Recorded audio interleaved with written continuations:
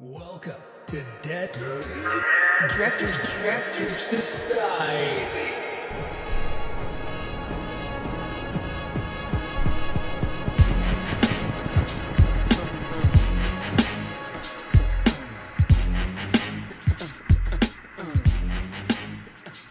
So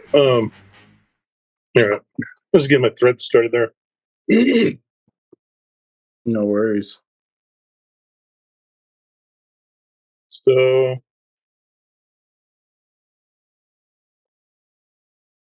on these return eye hooks, I like to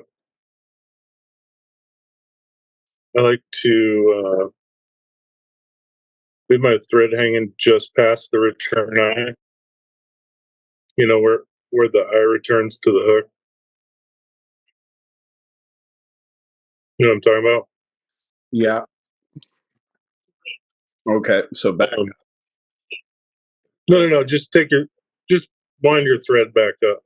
Okay. Start behind the return. Then take off a pretty good length of. Well, let's restart here before we get too Okay. ahead. No, it's doing the weird visual thing. I'm gonna take a screenshot and send it to you later. There we go. It's clear. Yeah, I think it's when you move a lot, it freaks out a little bit. But So I should just get like a robot. Yeah, so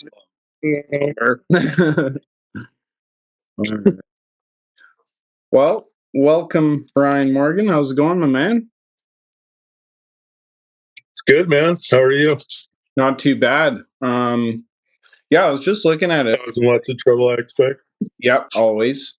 Yeah, I was just looking at it and I was like, damn, episode 15 was the first time we did one of these. I guess it was the only other time we did one of these, but yeah, it's been a while since you've been supporting me, so appreciate it. Hey, you bet, man.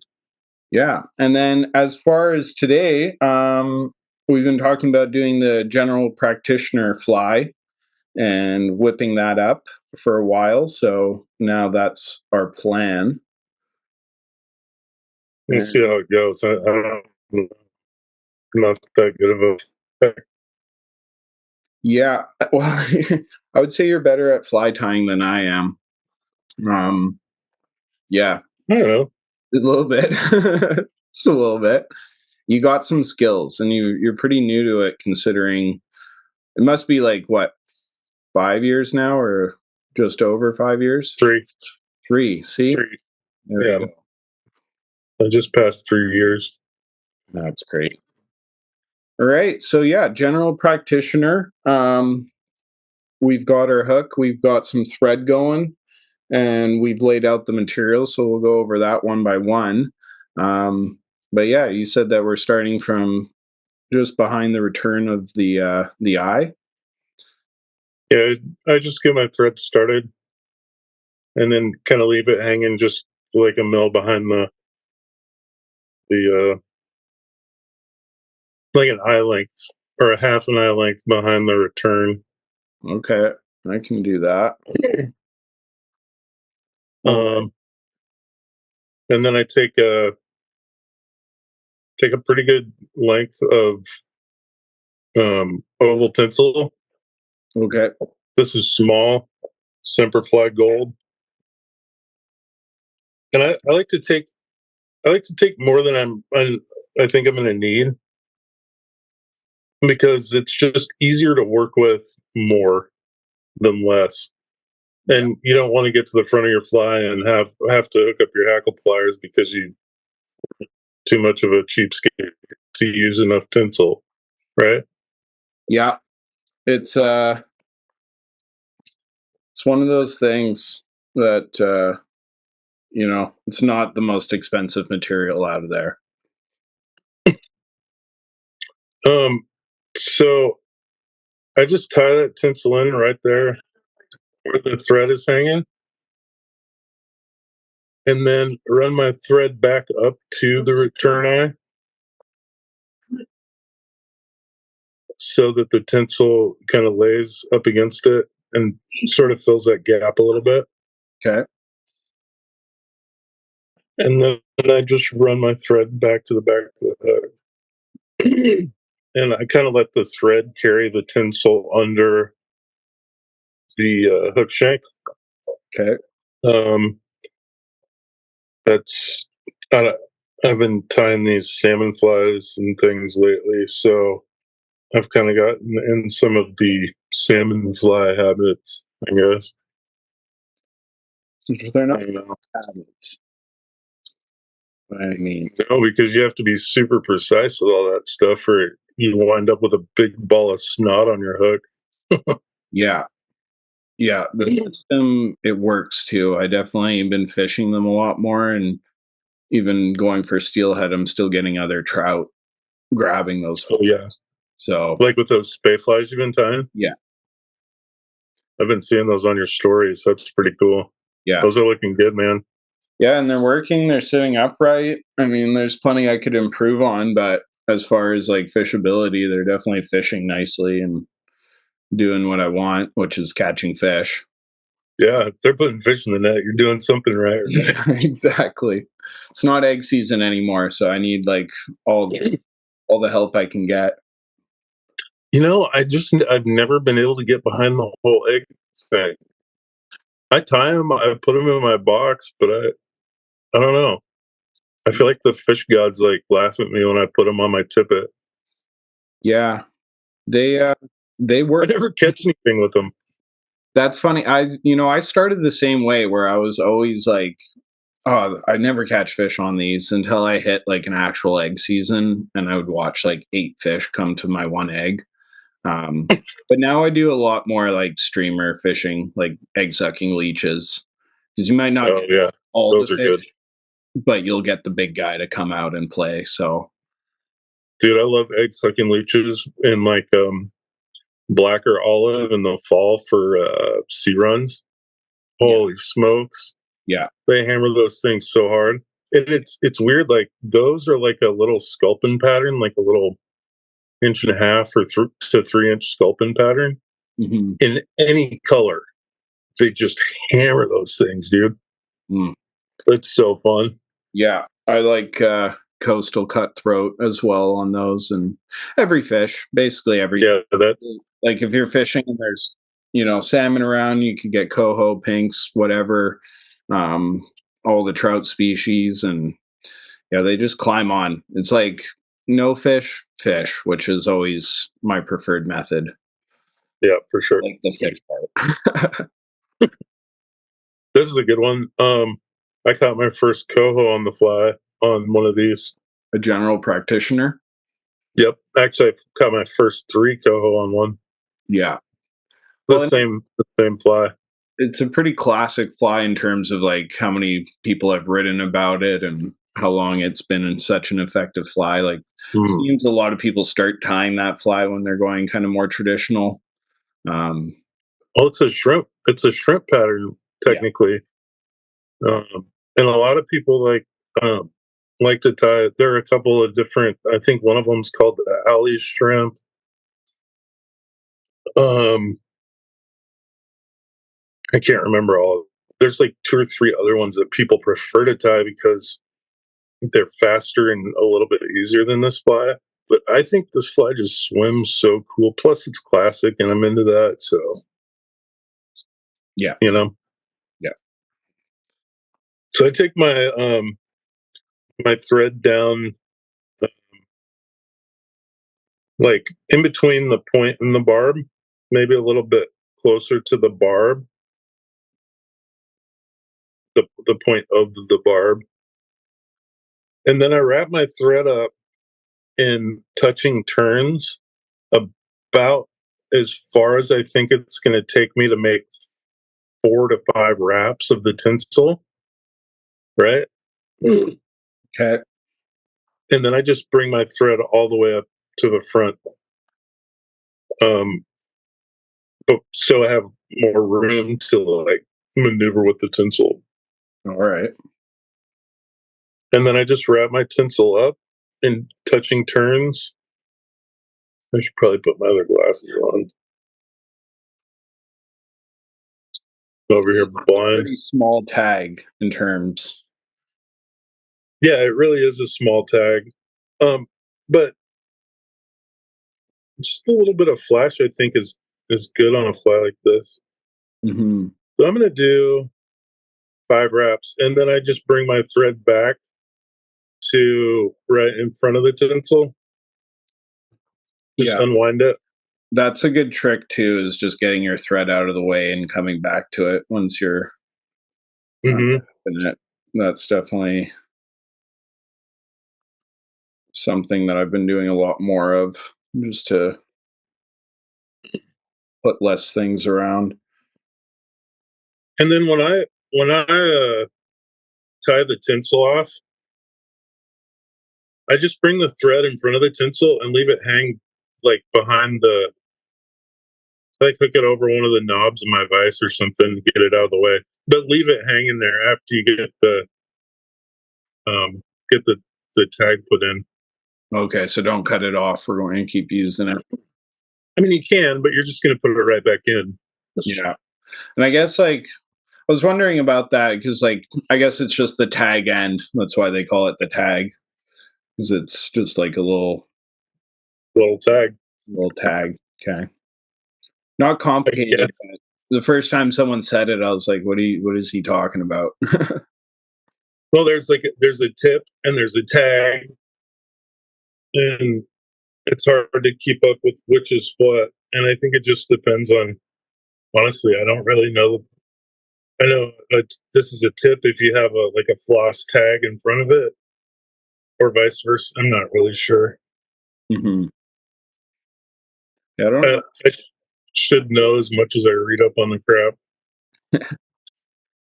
Yeah, I definitely know enough to get tying, but when it gets into logistics, sometimes I just nod my head and wait to see if I'll figure it out.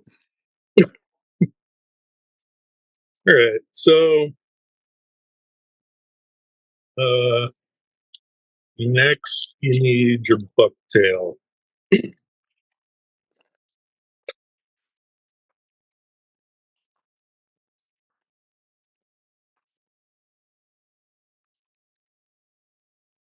And I try and find, well, this one's pretty straight, but I typically try and find like bucktail that's pretty like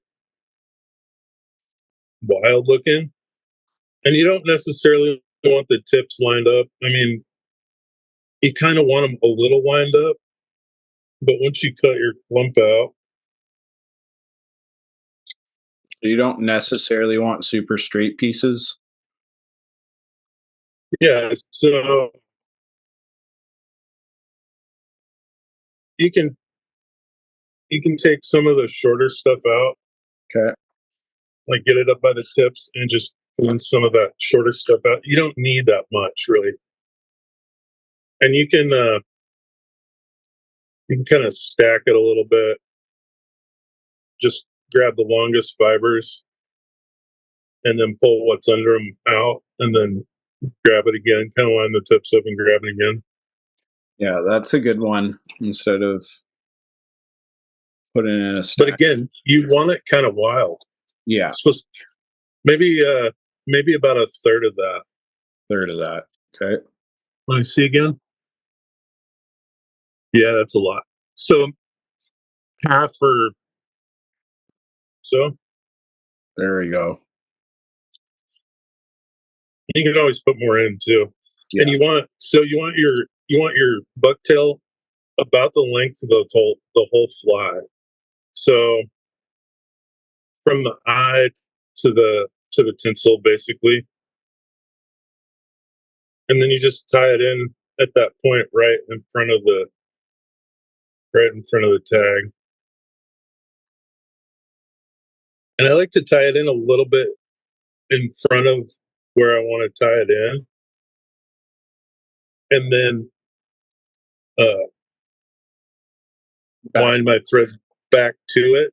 Yeah. And then I'll take because we're tying on a spay hook like this. Yeah. And it's got that drop in the bend. I'll put a wrap of thread underneath, or even two sometimes, just to kind of prop that tail up and keep it in line so it'll swim right once you get going. And then just take collecting wraps to grab that bucktail.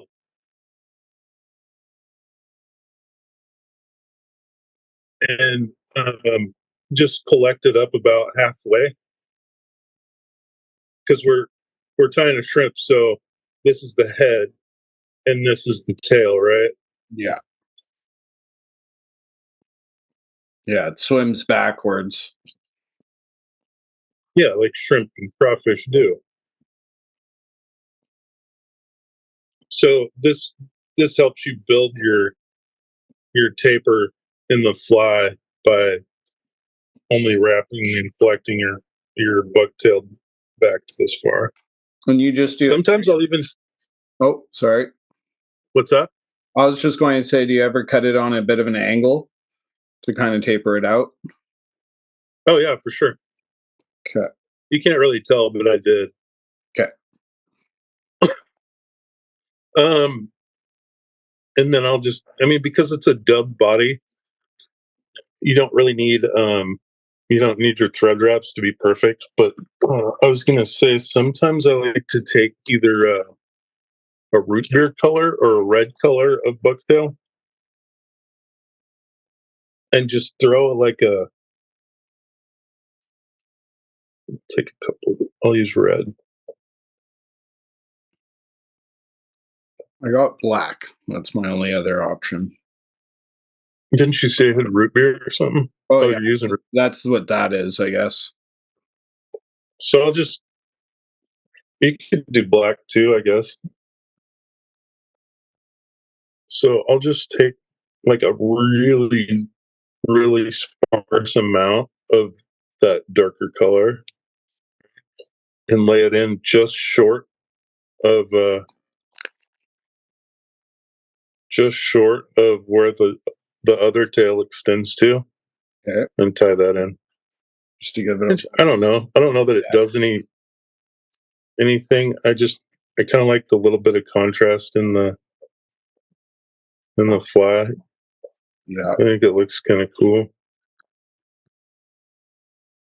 And then I'll collect that up too. And you go all the way to the end or almost to the end, matching? I go almost to where I cut the other one and cut it off there. So it like you were saying, cut it at an angle. It creates a little bit of a taper. Yeah. I was more talking about if I'm trying to make those tips match, but I just went a little bit. Like a little bit shy, like about Yeah. 2/3 or 3/4 of the way in. Perfect. That's what I did. Yeah, a lot of the times when you're tying flies, like you kind of got to separate things, or else it just becomes a mess in the water.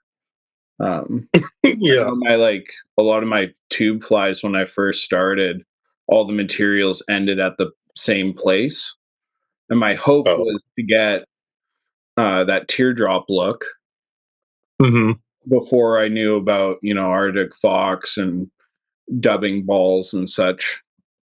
So now I definitely, if you can tie a fly and it looks like there's not enough material, but in the water looks full, that's really the goal of it, I guess. That's a good fly. Yeah.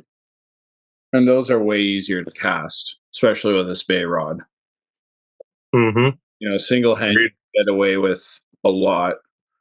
Well, that's the whole idea of an intruder, is to create a fly that looks big and full in the water, but uses as little materials as possible. Yeah. That's one of the reasons that fly's so successful. That, and it's got a lot of movement. I don't know. Well, and that's the other thing is when you separate your materials, they actually move. If you just clump a marabou, which was 90% of my flies for years, Yeah. nothing's really moving. It's just like all stuck together. So we've done bucktail. We did 2 different layers of bucktail, or with our gold tinsel tag, 4 wraps. That's pretty easy to remember so far. You can even use like, you can really use anything for that tail. Like you use Arctic fox or pig bristles or um, hackle fibers. Yeah. Really anything that just makes that, like, I think bucktail swims better, but Arctic fox works pretty good too. Yeah. Well, we were talking, it was potentially, funny enough, I do have a bunch of different colors of Arctic fox: white, purple, pink, blue, orange. So I could have used that as well. Yeah. It's just another material you can sew. If you find that you don't have a material that you want, if you find a material that's similar and it has similar properties, and look, you can basically sub it. Yeah. So now you're One of- cleaning off a golden pheasant tippet, or yeah, tip it. tippet. What are you looking for in the feather? That's always something, like when you're picking through your feathers. There's a lot. So I look for a like a um, medium sized feather. Um, I don't. A lot of people tie it in by the stem, Mm-hmm. but I don't think that's quite as durable. So I'll find a feather that's a little bit. Oh crap! Did I lose you? Nope. Okay. Give me just 1 second. No worries. Putting a little pause on. Laptop was going to die, or phone. Yeah. Yeah. I'm using my phone so I have more room. We could play some elevator music here while we wait. Do it. Yeah, I think I've got it. Sorry about that. No worries. I've been paying attention. All right. Where were we? Oh, yeah. I like to take kind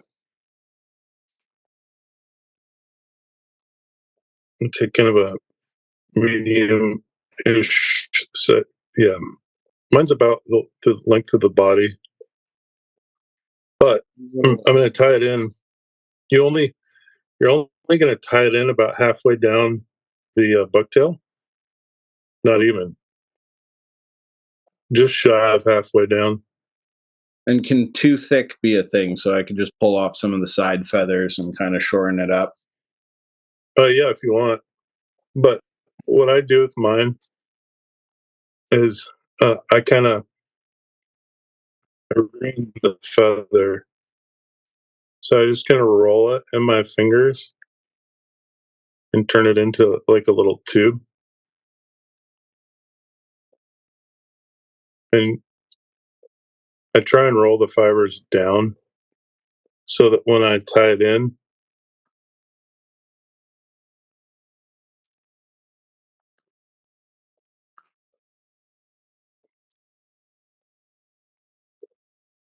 Oh, it kind of does like a cape over top of it. mm-hmm, exactly. Okay. Yeah, this golden pheasant definitely has like this interesting property when you kind of roll it around. And well, it just makes it more manageable. And then once you get it tied in, like do a pinch wrap to tie it in. Yeah.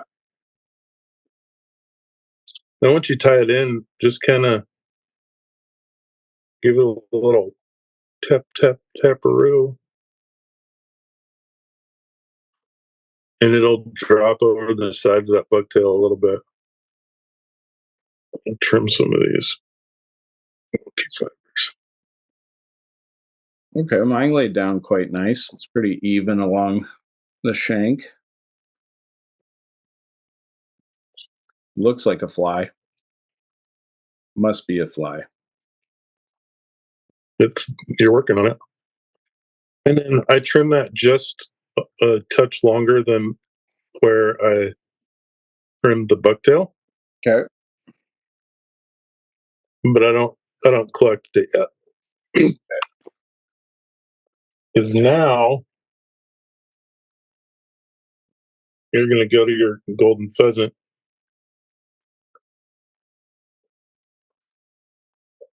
Nice little cape.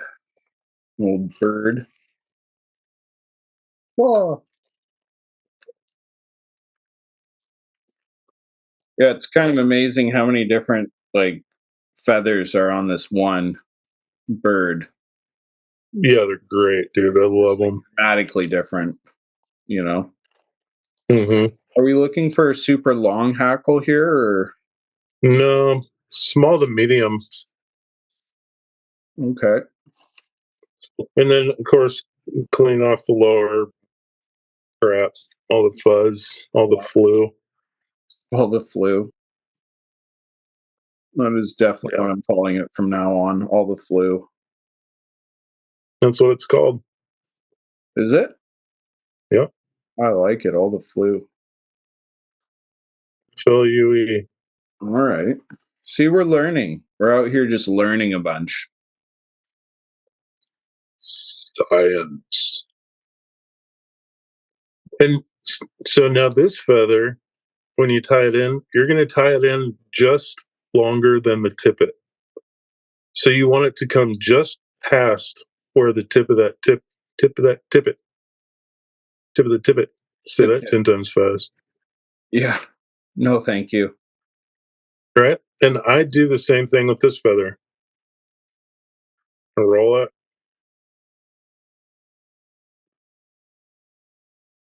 Get it into a manageable state.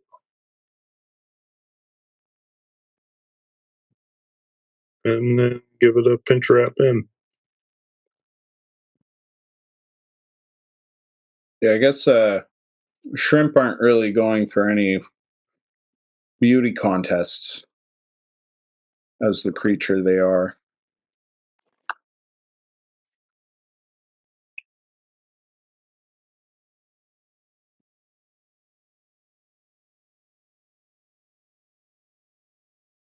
It's not really spread out like I want it to.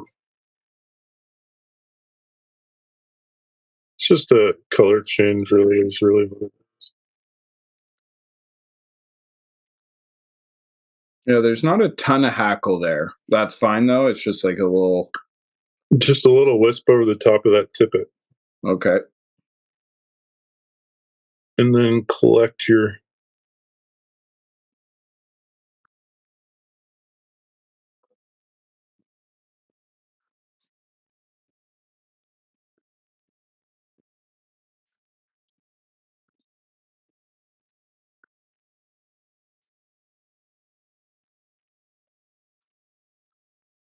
Oops, we're going to take that off.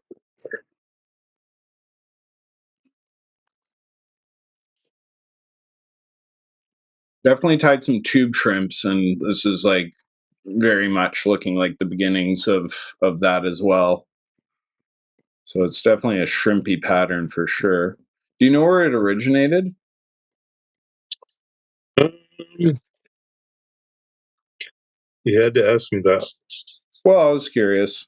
We could Google it and then cut it out, and no one will ever know. It'll sound super fancy. Except I know where it came from. Okay. Oh, God. I it's even on my Instagram. Um,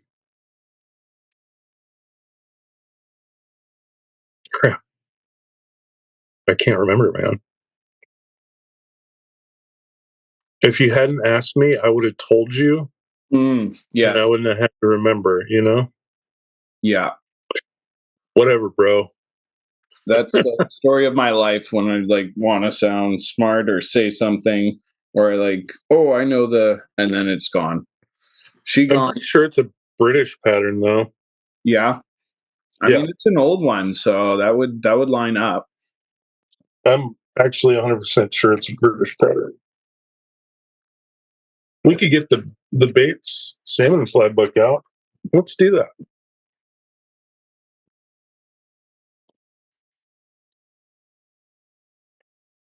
No.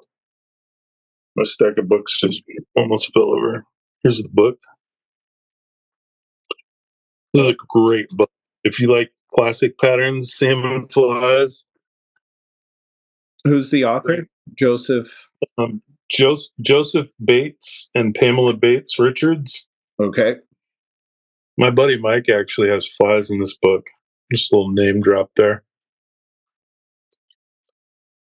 He was friends with the Bates. That's pretty sick. Yeah. How old's that book? Oh, no, look. You're asking me all these facts that I should know. I'm sorry, they pop in my head, and then I'm like, might as well ask the guy that's, reads and stuff. Yeah. Let's see. Original copyright.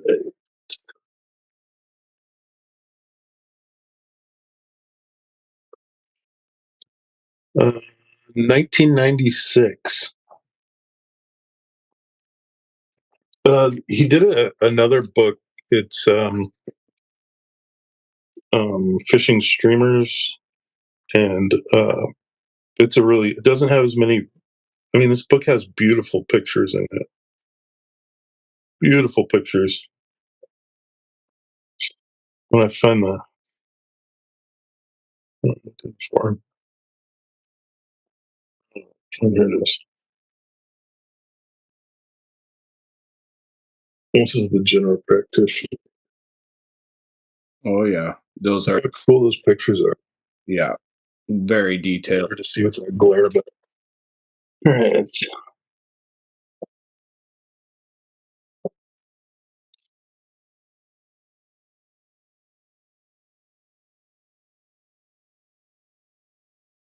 Colonel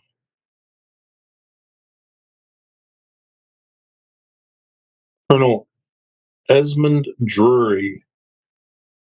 It originated in 1953 in the British Isles. So it's not that old. Old enough, though. Old enough. Older than me. Yeah, a little bit. Yeah.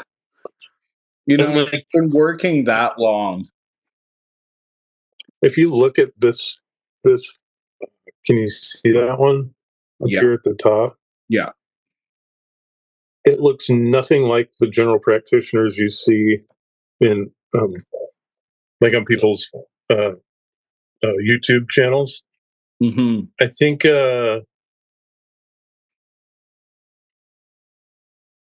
maybe Davy McPhail's is probably the closest. But like in the riffle and some other ones have done it too. And all you see is the tippet, which isn't the idea. Anyway.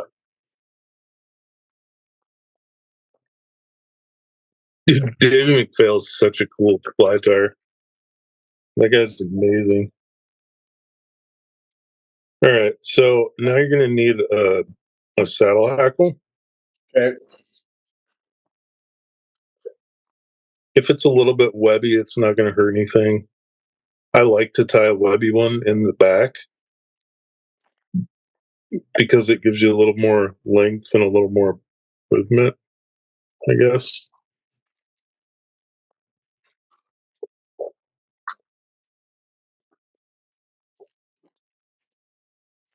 It doesn't have to be super long. I guess saddle hackles aren't usually crazy long anyways, but I just think, a little bit longer than the hook gap probably is good. okay, yeah, I got that. You remember that trick I showed you? Yes, I do. It's a good trick. When we were tying the guinea feathers? We're going to do that to the saddle hackle. The hackle plier is good. Okay, so this trick you're talking about is just pinching both sides of the stem of the feather. I'm going to show you again. Yeah. You get your hackle. and you get the tip,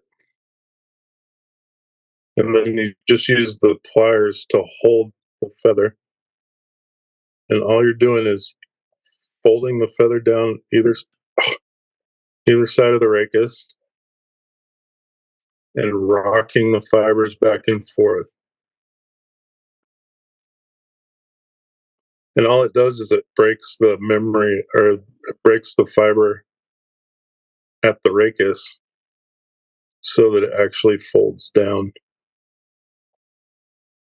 Yeah, this is definitely one of those tricks that, tying in guinea feather, I'd usually strip off half, but then you can never have the fly have that kind of full feeling.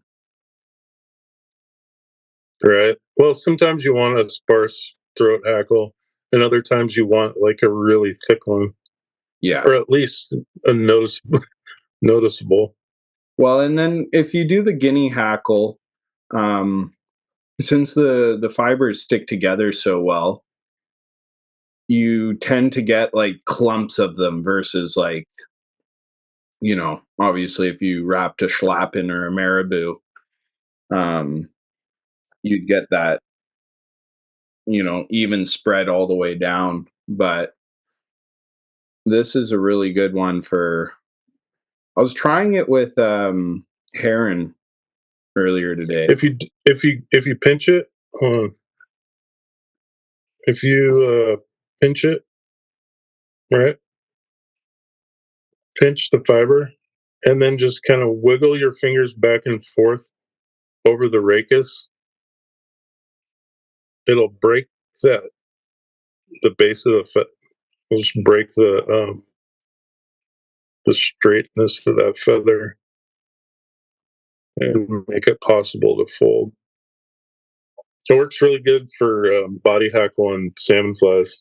Hmm. Yeah, and it That's lays the reason. down very nicely. It like forces it to sit upright, which was the aspect Mhm. I was going for when you showed me that trick last. All right. Well, it feels pretty good. There's a little more I can work on, but you can start tying it in and I'll just keep working on this. So in this one, I tie it in by the base. And are you wanting the Base. small fibers to the back and the long fibers to the front or vice versa? Um, We're I'm talking tying it in by the back of the fly or the hook and the front of the hook is the front. I'm tying it in by the base of the feather. Okay. So we want the longer fibers to the back.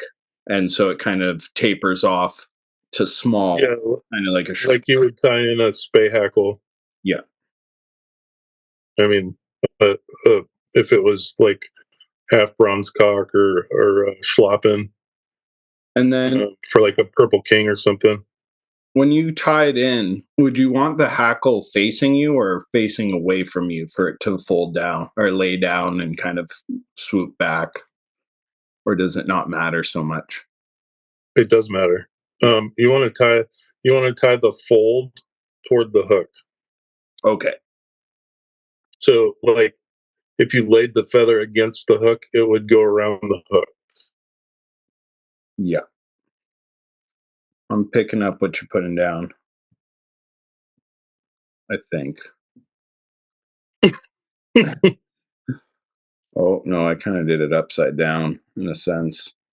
This is one of those things that gets me once in a while is trying to make those um, fibers stick up, but also stick back when I'm tying the fly.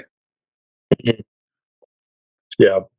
So you you're you're tying it in so that the shiny side of the feather is facing you, Which would be the up. and right, and the underside of the feather is facing the hook.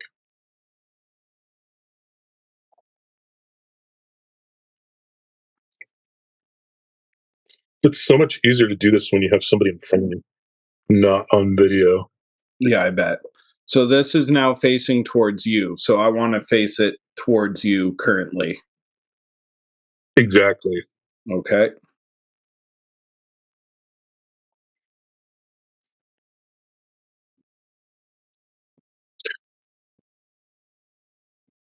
Boom. I haven't decided if I'm going to cheat or not. No cheating. But what is the cheat? I need the cheat code, man. So I was thinking of using this flex chenille from Semperfly. It's Okay. just it's like a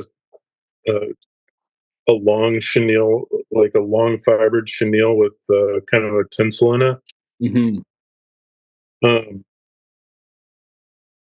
the traditional pattern calls for seal's fur, which we aren't allowed to have here in the States. But I think wrapping this up will look kind of, oh, Well, so thick. I'll stick traditional and work with seal fur.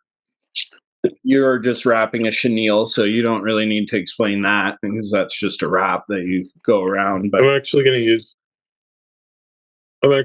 this pearl chenille. It's just like a ice dub chenille kind of thing. yeah, I probably have that. Oh, I see it. I do, but I'm going to stick to the seal Yeah, classic. classic. If I was allowed to use seal, I would. Okay. As far as, do you line the fibers up? I guess with dubbing, all dubbing I usually do, anyways. Just kind of pull and stack it. Kind of. When I use dubbing, here I'll use some of the Scud dub from Simplify. This is really good stuff. It's almost like seal's fur. This Scud dubbing, Scud dubbing from. Yeah. Oh yeah. What I do with it is I'll kind of get it lined up. Let me get my thread back here. Get some wax on it. I'll kind of get the dubbing started and leave a big blob of it on there, right? Yeah. And then I'll start wrapping it and see how my body's going, and just you can kind of stretch your dubbing out so it's not so thick as you're wrapping, right? And then it makes it way easier.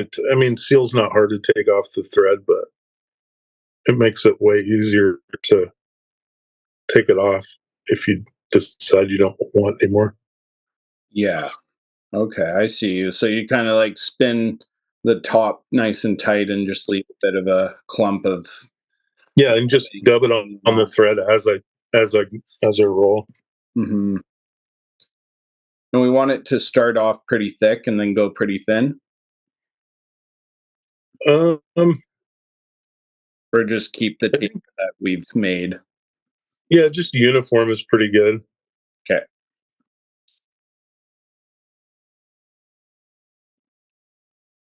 I'm gonna wrap my chenille up. This is actually gonna look really cool. It's gonna give me almost the exact body size I want. Mine's pretty thin. Should I be going thicker? I don't know if you can see that. You can't see it because it's. This is definitely thicker than mine. Mine is. Yeah.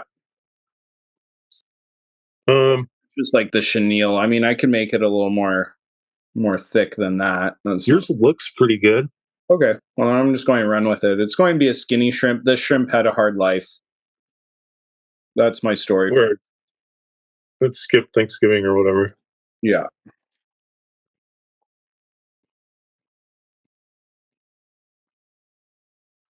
I couldn't afford to eat out in this economy, so it is. Is that the truth? Ain't Are that they the starting to truth? throw out the 30% tip on your meals out there in Washington? Do what? When you go out to a restaurant, What about it? do they ask if you want to tip 30%? No, I just do. It was like a weird transition from, it was never above 20 And then it was like one day there was 25 and now there's 30%. Yeah. Well, my my lady works as a server, Uh, and you can probably stop your body right there. okay. You don't want to go past halfway. That's a little past halfway. I'm backing her off right there. And because well, I worked in the food service industry, years and years ago, and uh, here in the States, at least, the servers don't get paid. They don't get paid really, and so when you leave a tip, you're paying their salary, more or less. Yeah. And so, and the other thing is, a lot of these restaurants charge the servers a tip out rate. And so whatever number they sell, say they sell 2,000, they have to tip out a percentage of that to the bar, to the kitchen, Yeah. to the host staff. And so um, I talk to people that don't leave tips, which at least leave something, right? Yeah. Because if you don't leave a tip, then that server ends up paying for you to eat. Granted, it's $5-10 or whatever, but that's $5 or $10 out of their wallet that they're paying because you are too cheap to pay it. Yeah. Not you, the person. Yeah. And so we just make a habit of tipping them. No, that's fair. I worked at the keg, so I was kitchen staff and getting, once a week we got a tip out. It was never huge, unless it was like, Christmas time or something when tips were generally Right. bigger. So yeah, no, I get the tipping thing. That's that. It was just a random thought that popped in my head. Moving on though. So now we've got everything kind of hanging off and we've got the dubbing body going. Hmm. Now it's on to some hackle wrapping. Yeah. Or so there are a couple ways you can do this. Hold on.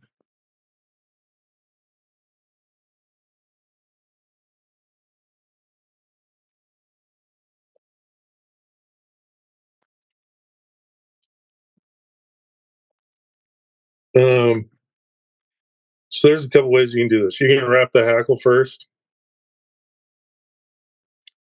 and then the oval tinsel, or you can do it like I'm going to do it and wrap the oval tinsel first, and then the hackle. You can do like, man, I really like this pearl chenille for this. It's a great use of it. I want to do 5 wraps because it looks good to me. Okay. And then after I get the oval tinsel wrap, then I'll come up with the saddle hackle.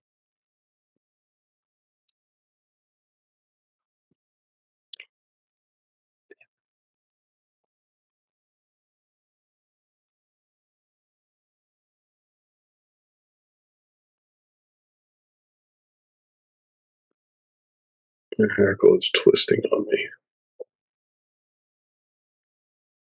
And I'll just wrap that up behind the.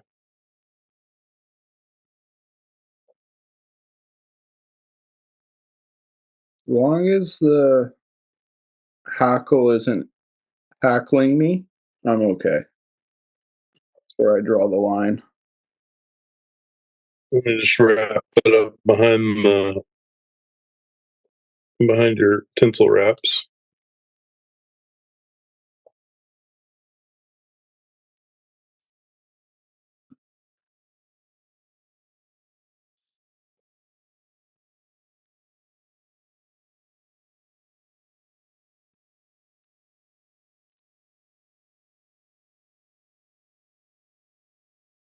Yeah, that trick of flattening out your saddle hackle definitely really helps in this type of scenario. It didn't help me much. My hackle twisted and it would not wrap right, and I wasn't going to go all the way back. So I got there's a trick for that too, though. If you just take the fibers down the side of the hook and Mhm. just squish your fingers on the hook like that, you know that one. Yeah.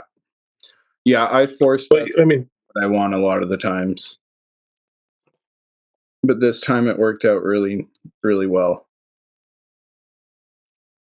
oh well, I disturbed my tinsel now. Oh, well.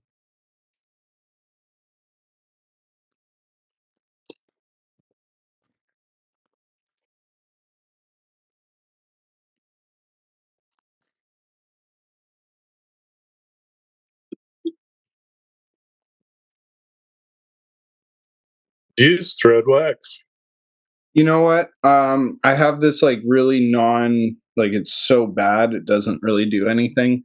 So no, long story, no. It's something I would like to purchase because I've come to see in some YouTube videos and stuff how useful it can really be. Um, It's great. yeah, walks down It makes tying so much easier. definitely for like dubbing or like setting wings. It seems like that would really help.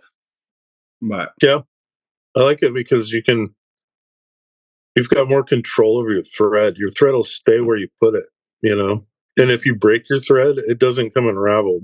It'll just stick there, and then you can retie your thread in. Super yeah, easy. oh, that is a bit of a hack. The one I've used basically the whole time I've been tying. The guy at Dakota Fly Angler, or yeah, Dakota Angler, sent me a cake of Semperfly prepared tires wax, Hmm. and I've been using it ever since. And it's great. I mean, you have to warm it up to get it soft, but if you keep it on your finger, or like I'll keep it on top of my light sometimes if I don't want to have it in the way. Yeah. It just makes tying a lot easier.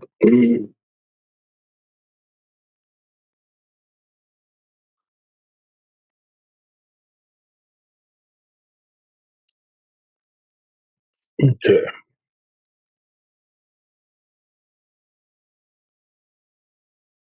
All right. Now you want another tippet feather.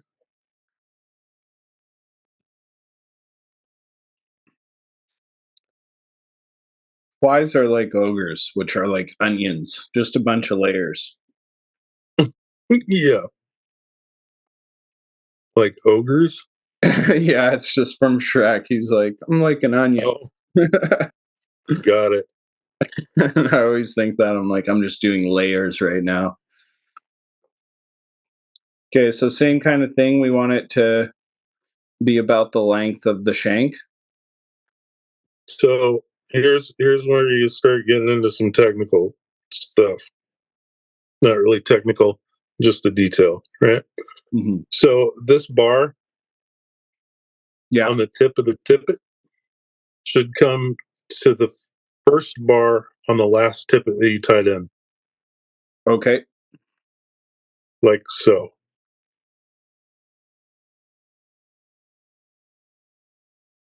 That makes sense. Kind of lining it all up. So I guess for if you're grabbing the hackle, um, grabbing from the middle of your of all your feathers, or the tippet, I should say. You grab it from the middle, This here, it'll be like a straight stem and run all the way down, kind of straight, versus going for yeah. the side ones, which are kind of more curvy. I just pick an extra large feather, or not an extra, just a large feather, Yeah. and again I roll it so I have that out of control when I tie it in, and get it lined up with that bar. They're a nice little pinch wrap. entire end. I just tried to tie it in without kind of laying down those fibers, and it just rolled hard. So I guess that's kind of why you do it. Just to That's one of the reasons, yeah.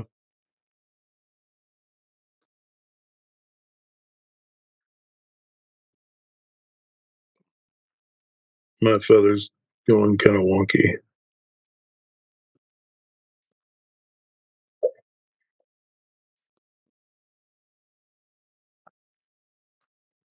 Tie that in again. laid down medium. Mine laid down medium.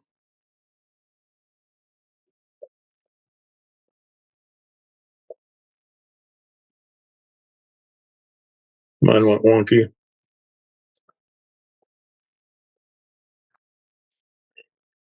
Well, I lined it up, so I'm not going to play with it more. I'm going to walk this down. Oh, and when I did that, it did some shit.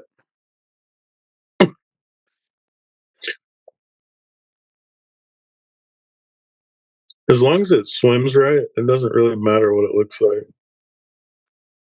Yeah, the fish don't care. Your friends on Instagram might, but the fish don't usually care if it's swimming proper.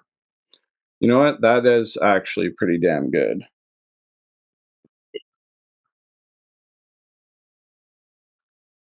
Laying down flat. It's sticking up because of the hackles, but I'm assuming that's normal. Yeah. So normally this fly, like I said, is a lot smaller. Mm-hmm. So I'm going to tie in another. Ooh, doubling. Yeah. No? You can. Doesn't hurt anything. I'm just trying to get this feather to sit right. Sometimes they don't want to. No, I was going to ask you if there's a bit of a trick for getting it to like lay flat on a fly. The rolling the feather is usually my trick. Okay. Yeah, it has to do with like also I've noticed when you whatever you're laying it onto, if it's not kind of perfectly even, if there's a little bump, it just like flares things whatever way it wants to. Mm-hmm. That's where I've been like trying to do much more consistent thread wraps and like really trying to make things nice and smooth so I don't have that issue. Which does pay off. Like it's sitting pretty damn flat. Couple grown men playing with feathers. It's normal.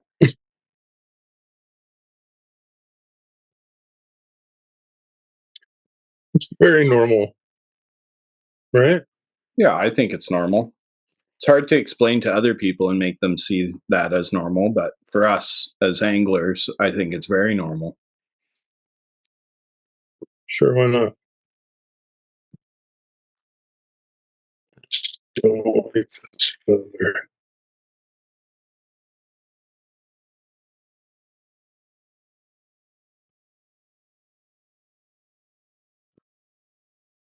It's like turned under, twisted or something. I'm going back. Yeah. That's another good, you know, kind of tip about tying flies that took me a while is it's worth it to unwrap and just redo something if it's not sitting right. You can get into these motions. Like earlier, I was tying a fly and I tied in the feather quite well, but I wanted it better, and I never got Mm-hmm. it back to that state again. So eventually, I just gave up and finished her off. We'll still swim properly, I know that, but I was kind of saddened when my first attempt went so well, and then I thought I could get it better.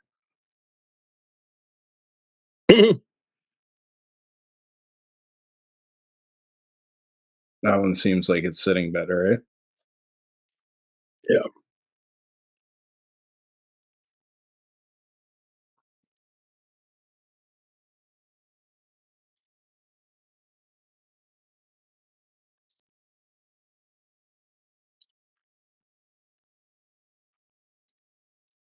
It was.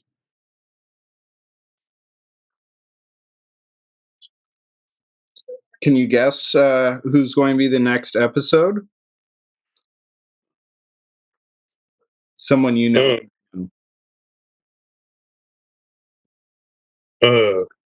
Your next step is like the next one you're going to release. Yeah, after this one, I'm going to release this one this week, and then the next one after that's going to be Leonard. Leonard. Oh, nice.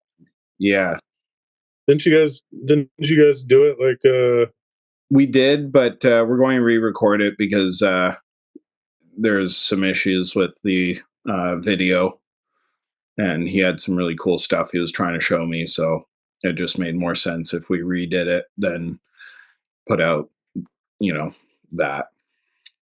right, like I'm redoing this fly 47 times. Yeah, well, and that's going to be the main issue with doing the YouTube thing is there's a lot more room for error when it's not just audio. Right.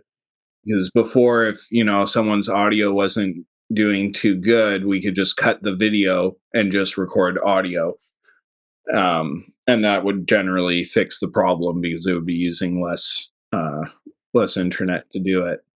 But now, because we're needing both, but that being said, things will maybe improve on my end, but you can't really expect everyone to have top of the line cameras and stuff going on, and obviously talk to so many different people that only a percentage of them would have really done YouTube stuff before. Oh, yeah. Yeah. So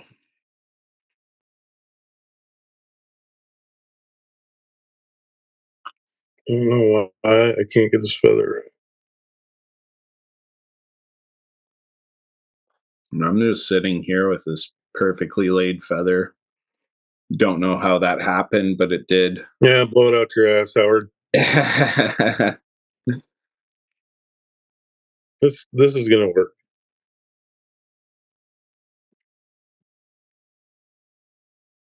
Maybe it's the chenille because it's so much such a bigger bump that it kind of doesn't lay. No, it's not even that. It's the fibers that aren't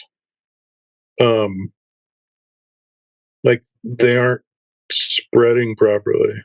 Like they're spreading like this instead of all together. Wow. There's like a split in the middle. I pick up what you're putting down. I can take a bodkin and fix that bump situation.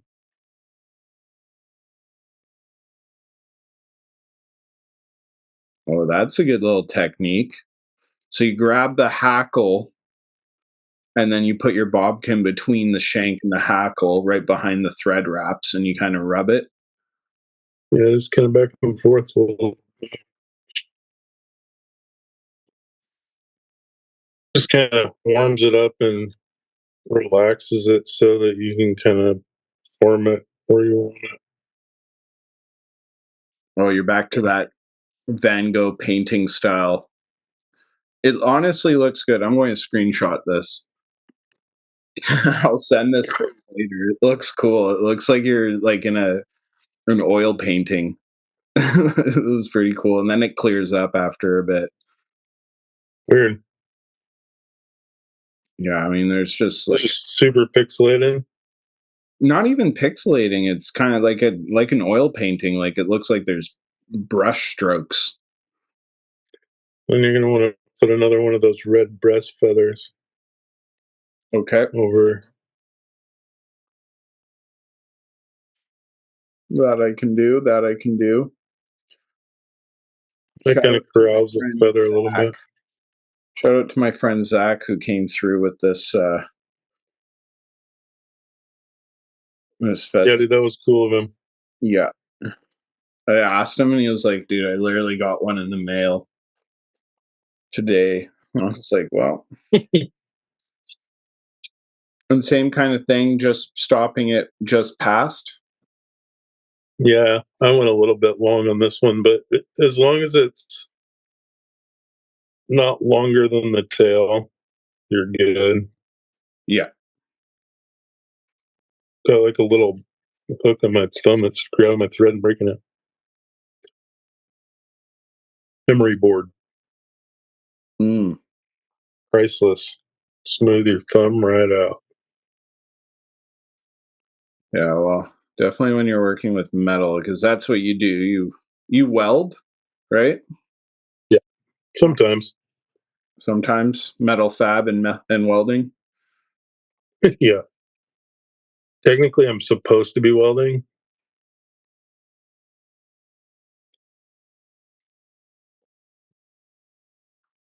No, I do my job. Careful, because your boss might listen. And that's Yeah, he's definitely going to listen. your boss is the person that's coming on next. Yeah, Yeah, he's a good dude, man. he's solid. He's a super smart dude too. Yeah, that I've noticed. Um, he's the the first person I ever tied a fly with. Oh yeah, Yeah, woolly bugger. woolly bugger. You got to start. Woolly bugger, and then there's another fly called an olive willy. Technically, I think it's a bass fly, but it's a Washington original pattern from a guy out in like Spokane or something. And dude, I caught my first fish on that fly on the fly, and it was the second fly tied. Crazy. It's a cool fly, super easy to tie too. All right, so then you just repeat the body process. You tie in your tinsel. What the hell? Okay, so we're back with the tinsel.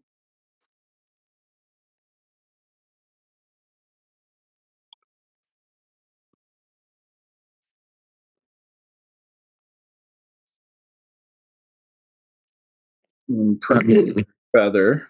Do you want this one to be less bushy now that we're working down? Or that doesn't matter so much? Oh, your saddle hackle? Yeah, sorry. Yeah, I usually pick one that's a little bit smaller, Okay. not considerably. I think I don't know. Yeah, mine's a little bit smaller, but I've got more like it's less webby. Oh, yeah. Mine's a little more webby. It doesn't matter. Web, dude, webby feathers are good. They need love too, man.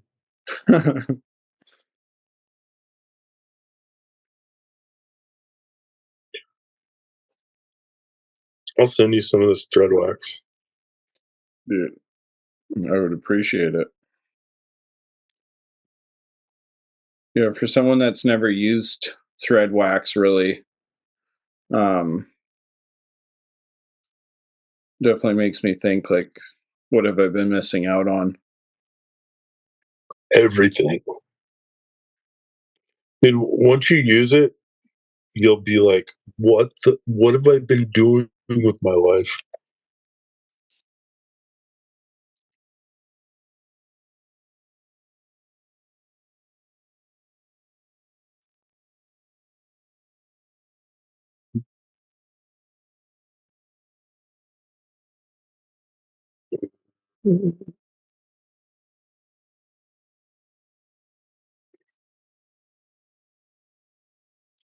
Speaking of bosses and work, I have to get up super early tomorrow. Well, that being said, I appreciate you taking the time and running through this fly. Yeah, that's kind of what I was getting at. I mean, we talked about the YouTube thing for a long time. Yeah, I suggested that like when you had me on that first time. Yeah, so episode 15 to 104. It took me a bit, but here we are. Yeah, well, you're not some dude that makes a bunch of money on YouTube. All this is coming straight out of your pocket. Yeah. It's one Like whatever camera setup or audio setup you have. Yeah, I've definitely spent a pretty penny to be able to keep doing all this. I mean, I had to upgrade on a laptop just for editing because my other laptop was super slow. Mhm. But obviously, it's nice just having a good laptop. For sure. I need to get a new one myself. Now that you mention it. Mm-hmm. Okay, once I guess you're getting your hackle on. I'm at that same stage now. Mhm.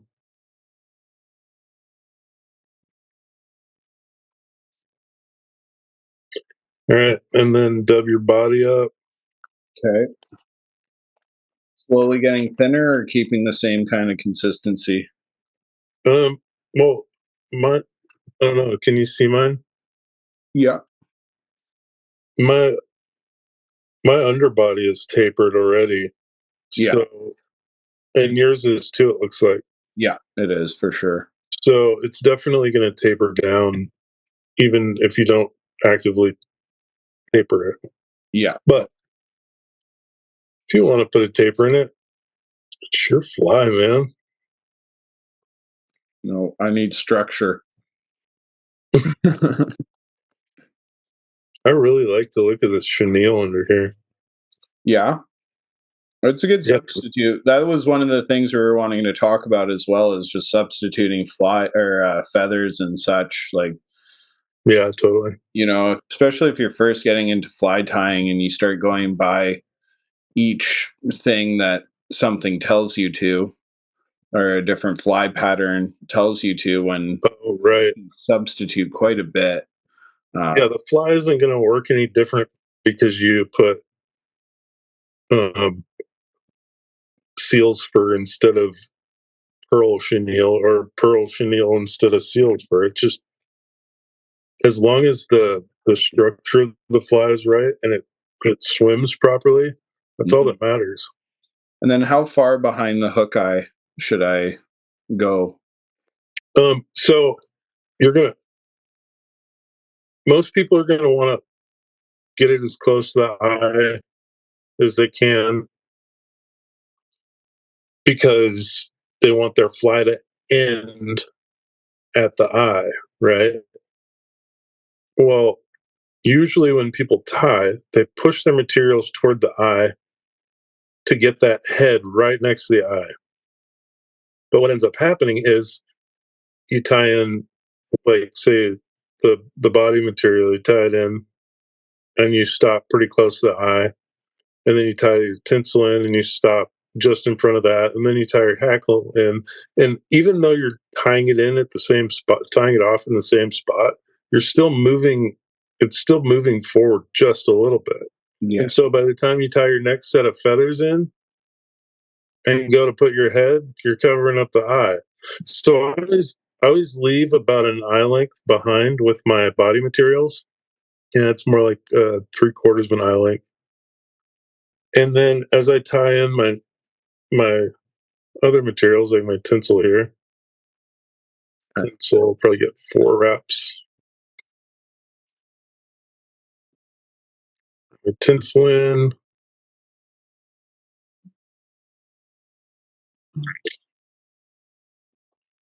But don't stop too far behind the eye, otherwise Yeah. then you have, like, I guess you can put a turtle knot on it and it will make sense, but When I used to end so far behind to avoid crowding the eye, but then I would be, light years behind, and it didn't look mhm, good. But apparently that also affects the swim if you're too far back, because mhm, the weight ratio and all that and how it flows in the water changes. So mhm. So, um, that's I don't know if you've noticed as we've been tying, but I use my thread, like I use where I end my thread as a marker, as a tool to mark where my next material is going to go. So I'm measuring my fly out as I go with my thread. Yeah, that makes sense. And then you eventually just get used to always ending it in the same. I don't know. I actively um, leave my thread where I know my next material is going to go. It's just, for me, it's become a habit. Yeah, fair enough.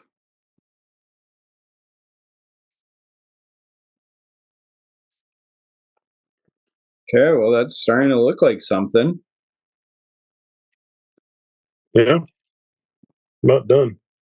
No, not even.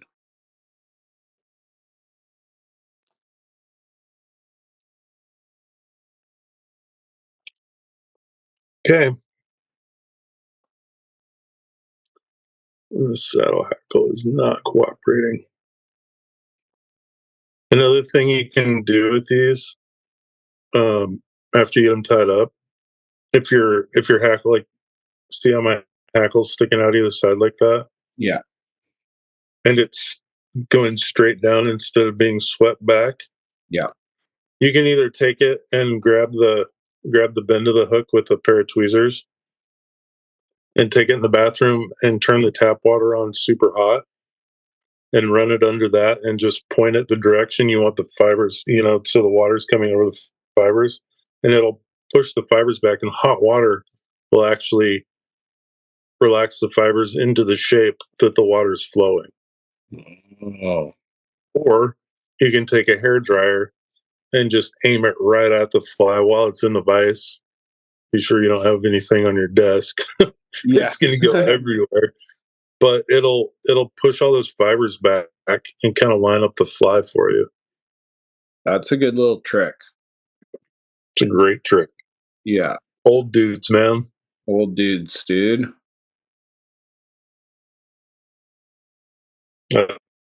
That's where all the tricks are. All right.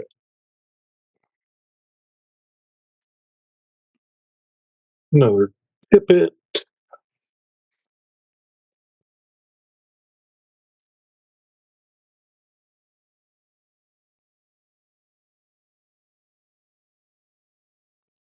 Dang, this bird is beat up, man.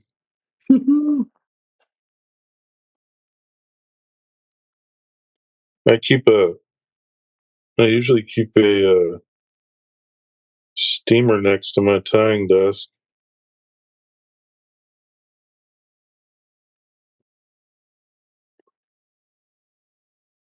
So same thing, touching that next or the previous tippet that we put in. We want the first or this, yeah, I guess the first black line to match up with our second black line on our next feather. Exactly. Okay. See, you are learning. Well, there's some things I can learn. Tying flies is definitely one of them. Tying flies and fishing. Yeah, I feel bad for my teachers that had to put so much extra work into teaching me when really they should have just gave me advice and said, "Here, you're going to fish a lot." That would have probably been easier for everyone. Right. Dude, my lady bought me a fish pond bag for Christmas. Right One on. of the submersibles. Yeah. I have the big backpack for, like, when I pack in Hmm. somewhere, like if I hike in a long ways and have to cross the river a few times,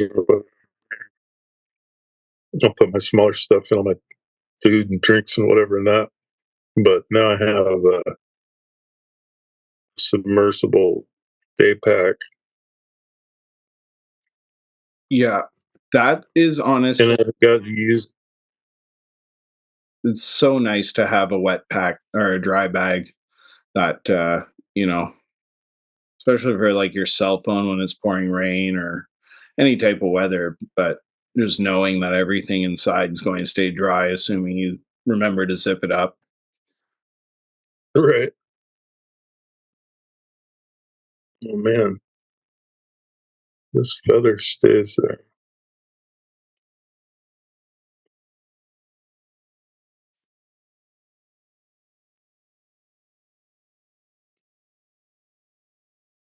I'm not going to lie, the next fly I tie or the next GP that I tie up will probably be that much better. But now that it's kind of taking shape, I'm noticing that there's a bit of a lean to the feather that I tied down last, or the tippet that I tied down last, leans to the side a bit. Oh, damn it. But Tippet is one of the hardest feathers to tie into. yeah, and I've heard that from more than just you. Doesn't like to sit flat. Well, the stem is shaped in a almost a triangle.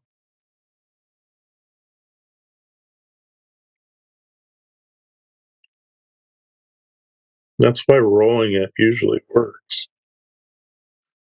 But not today. Whatever reason. And I tied a couple in preparation for this, and they look way better. Because there's a camera on us. Yeah, plus now I don't know where I put them. That's what happens when you clean up. You forget where everything is. Stupid. Uh, Now another belly feather, I would assume. yeah, another breast feather. I can find mine. Probably kicked them off on the floor. I did. Sometimes on this one I'll tie in two. Okay. Yeah, I can definitely. I'm glad that I backed off a little bit and gave myself more room at the eye because it's definitely getting up there.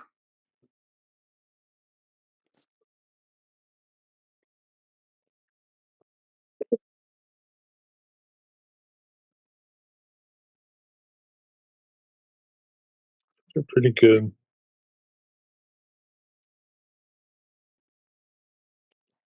And the only reason I do two on the front is sometimes these feathers spread a little too much for my liking.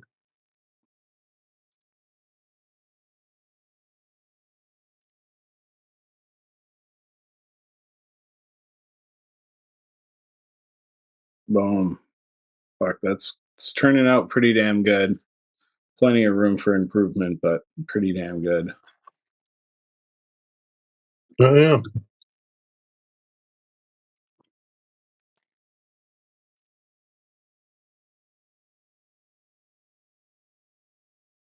Damn it.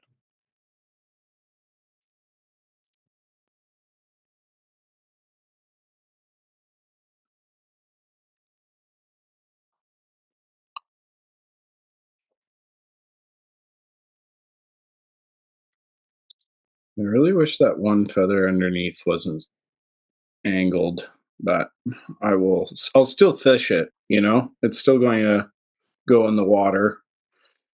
My theory with flies that swim a little bit like upside down or whatever, as long as they're not like spinning in the water, I think the fish will forgive us. I think you're right.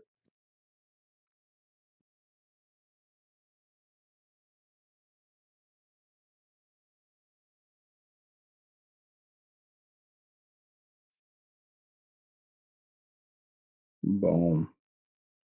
Oh yeah, 2 just darkens it up a little bit too, which is nice.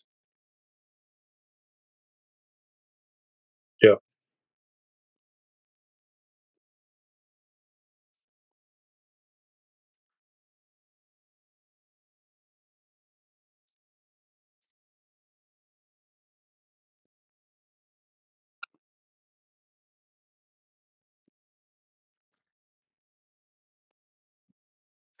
I'll do one a little bit long and one a little bit shorter.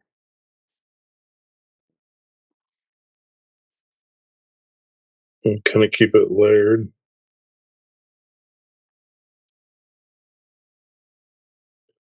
Um, another another thing when you're doing a pinch wrap, if you I was thinking about this earlier and just remembered when you loop your pinch wrap around, get your thread there, and then if you pull straight up, you do your pinch wrap, you loop your thread, and then instead of pulling back toward you, if you pull straight up, the the physics of it, your thread loop goes straight down.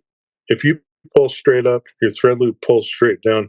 You're not putting torque in the thread, so you can avoid torquing your materials around the shank that way. Oh, So a lot of people like when especially when they tie in like when they're stacking deer hair, yeah, they'll pull the thread toward them. to spin it. No, when they're stacking it. Oh, okay. Like when you stack it and you want it to stay on top of the hook shank or on the bottom of the hook shank, they'll loop it 2 or 3 times and then pull directly toward them. Yeah. And for whatever reason with deer hair, that works. But with feathers, that doesn't work as well because it causes the thread to torque. If you pull it straight up, your loop will go directly down. That's another old guy trick. Yeah. Dude, your That's fly is looking good, man. It's not looking bad, eh? Not bad at all, eh? Eh? Sorry for my Canadian, Canadians. eh? Eh, buds? Damn Canucks. And then on these, dude, I like to put a big head on them. Okay. Do you switch color threads or? Well, I'm using orange already. Yeah, I'm going to switch to red, I guess. I was using white, so. Um, and the reason I like to put a big head on it, not like super big, but normally, like, I would put a smaller head than is already on there. Mhm. Um, like on spay flies and stuff, I try and get my head as small as possible.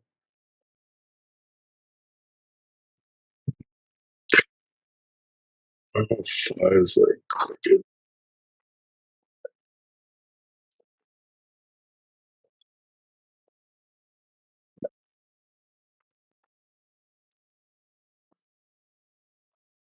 And But I still fish straight, so I'm pretty happy about that. yeah, yours looks better than mine, I think. Beginner's luck. Well, that's what we'll chalk it up to, okay? Thanks, bro. No worries. So I don't, like I said, I don't put like a huge head on it, but I definitely put a pronounced head.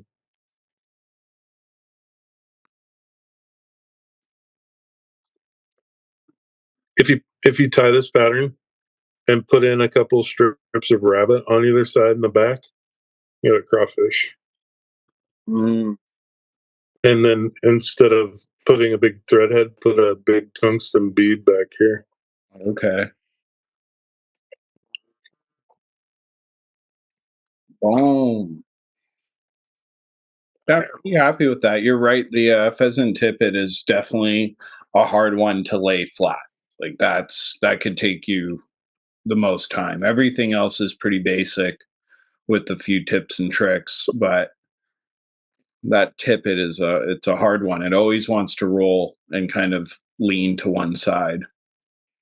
That's where that pinch wrap really comes in handy.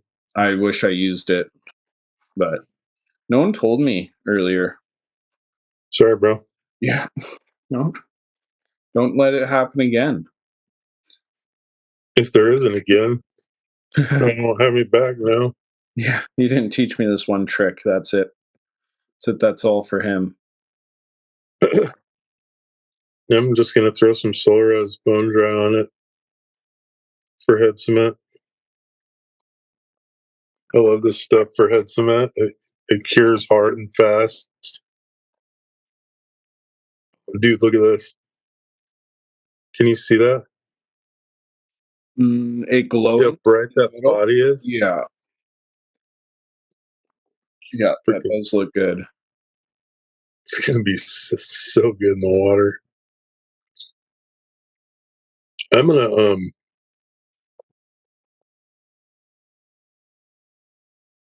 you want me to do the hair dryer trick? I've got one handy. Sure.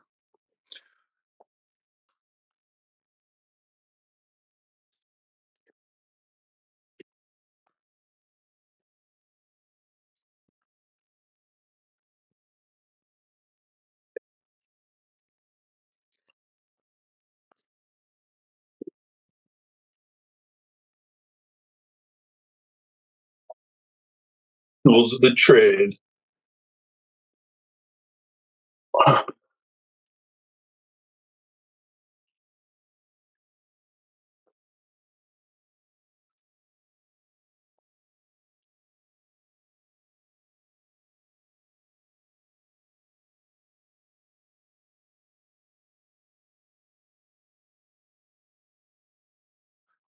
All right. I wasn't sure if you were muted, but yeah, I can definitely see how the hair dryer is like pushing the fibers back and they're staying a little bit more.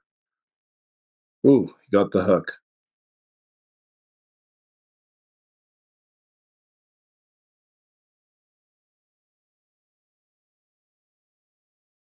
Wow.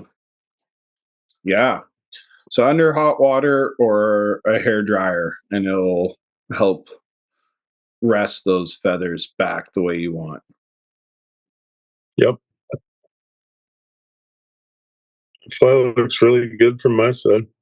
Yeah, it looks good on my side as well. That definitely helped with the hair dryer. Just laid everything back. Yeah, I'm excited to see this in action now. Probably going to tie up a few more just so I have it in stock. Yeah, yours looks good, man. Yeah, it could like it's sitting a little couple yeah, it could be improved, but I'm pretty happy with that. I know from past history with flies, this thing's going to still sit relatively properly. It might lean a bit to one side, but I'll still fish it with confidence, I believe.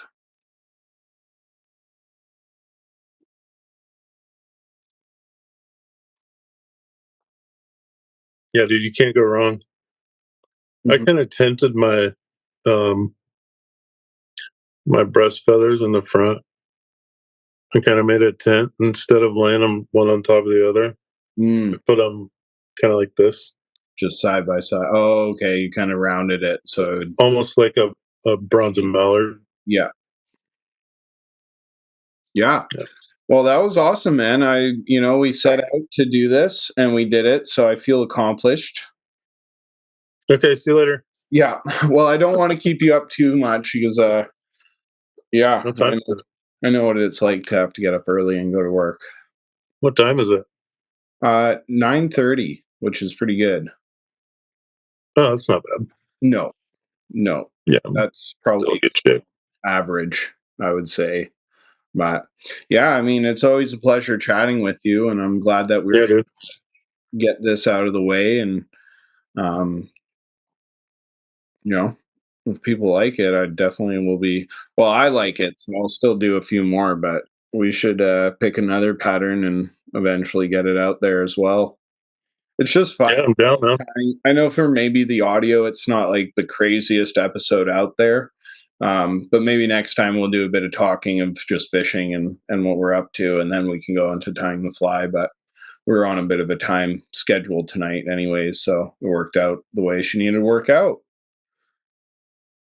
But yeah, take a photo of that and I'll use it as the cover. Okay. If you want, or you could tie another one and say that it was that one. If I can find one of the other ones, Yeah, I'll probably take a picture of that one. well, no worries, Ryan. I really appreciate you coming on and Yeah, for sure. dropping some knowledge. There's a couple of really good tips in there. Definitely the like pinch wrap where you pull up to like lock the fly or the feather down straight, because I would always pull towards me, and exactly what you're saying, it rolls to the other side. So I'm going to practice with that, and then I mean, it still happens when you pull up sometimes. It's just not as often, and it's usually not as bad. yeah, I get that. Yeah, I'm going to try that definitely with bronze mallard. I've been doing it the other way, and it's been a frustrating. Oh, for sure with wings, man. Okay. Wings, bronze mallard wings, like duck quill slip wings, salmon fly wings. Hmm. Yeah, the less movement one way or the other you have on that wing, the more likely you're going to get it laid down the way you want it. Yeah, because it's nice. Like I've gone it a few times where I'm trying to stand something up on its side, and instead of rolling, it crimples down on itself and sits, Mm-hmm. amazingly. And then other times where it's just rolling and rolling, and It folds. it almost seems like once a feather is gone one way, that feather is like tainted with knowledge of what's on the other side. Mostly it's you. Mostly it's in your head. Yeah, probably get tripped out by it. But Dude, sometimes I have to I'll try and tie in a wing and it just goes so wrong the first time. And so I'll just set it down and walk away, go eat a snack or something, whatever, smoke a cigar or something, and then come back and try again. And almost always that second time, it's money. Yeah. Sometimes walking away from a situation and coming back to it in a bit is just the best thing you could possibly do. Especially if you keep it in the tree when you're casting.